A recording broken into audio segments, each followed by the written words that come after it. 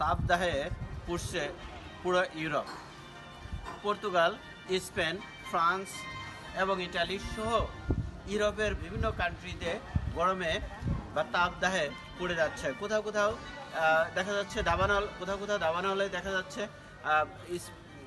এছাড়াও অন্তত ইটালির অন্তত 20টা শহরে রেড অ্যালার্ট জারি করা হয়েছে। তুর্কিতে অন্তত 50,000 মানুষ ডিসপ্লেস হয়েছে এই তাপদাহ এবং দাবানলের জন্য। ইউরোপের বিভিন্ন কান্ট্রিতে রেড অ্যালার্ট জারি করা হয়েছে। ফ্রান্সে বিভিন্ন জায়গায় রেড অ্যালার্ট জারি করা হয়েছে। স্পেনে কোথাও রেড অ্যালার্ট, কোথাও জারি করা হয়েছে অরেঞ্জ অ্যালার্ট। সুতরাং পুরো ইউরোপে চলছে তাপদাহ, পুড়ে যাচ্ছে সারা ইউরোপ।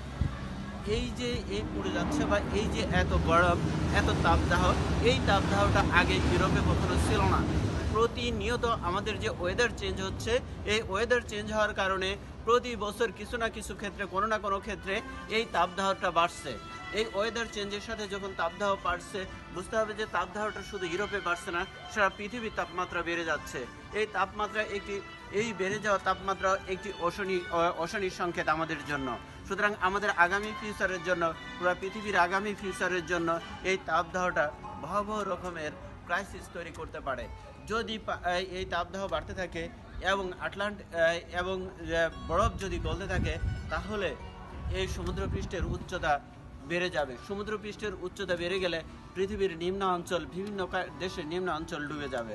সুতরাং এই যে তাপদাহ বাড়ছে, এই তাপদাহটা যে শুধুমাত্র আমাদের বা আমরা যারা ইউরোপে এখন বসবাস করছি আমাদের জন্য যে ক্ষতিকর তা নয়, এই পুরো পৃথিবীর জন্যই এটা ক্ষতিকর। সুতরাং আমাদেরকে আরও এই তাপদাহর বিষয়ে আরও সচেতন থাকতে হবে। আমাদেরকে গাছ লাগাইতে হবে, প্রকৃতির সাথে আমরা প্রকৃতিকে টোটালি বৈরিতার চোখে দেখি। আমরা এই প্রকৃতিকে আরও বন্ধুসুলভ এবং প্রকৃতির সাথে মিশে